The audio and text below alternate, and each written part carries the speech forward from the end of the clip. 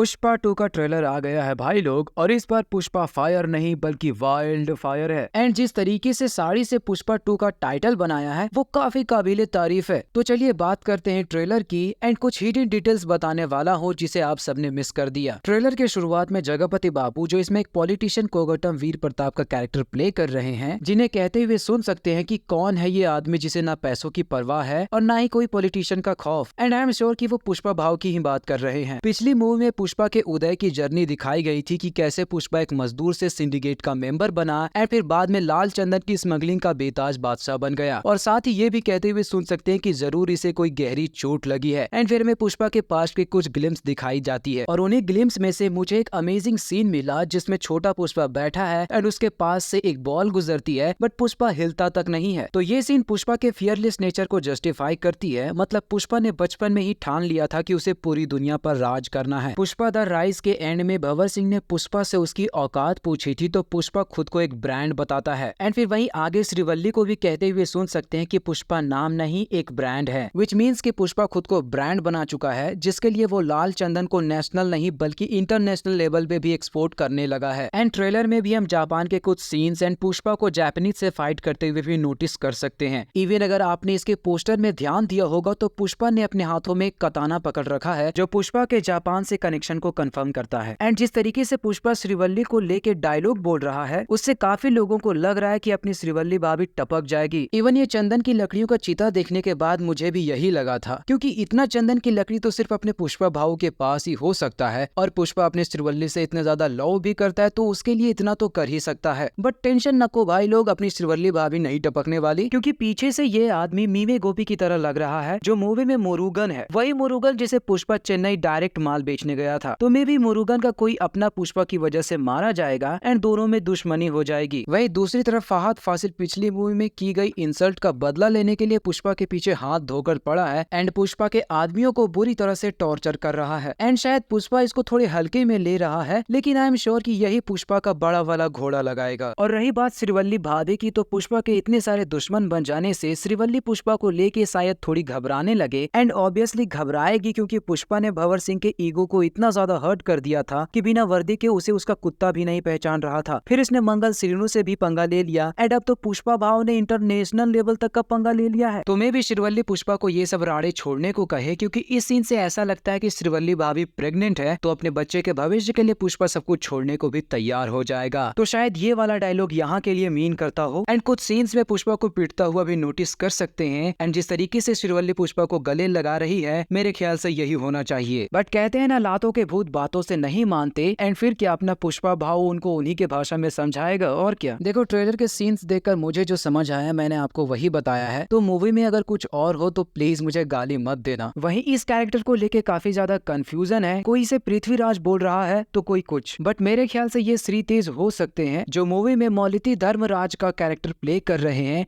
And ये पुष्पा का दूसरा बड़ा भाई है। ओवरऑल बात करूँ तो ट्रेलर काफी ज्यादा अच्छा है। इसमें मास मसाला एक्शन एंड पुराने कैरेक्टर्स भी वापस आ रहे हैं, बट इसमें समांथा का आइटम सॉन्ग की जगह पर हमें श्रीलीला का आइटम सॉन्ग देखने को मिलेगा। तो मिलते हैं अपने नेक्स्ट वीडियो में, तब तक आप देखते रहिए शॉर्ट में कहूँ तो।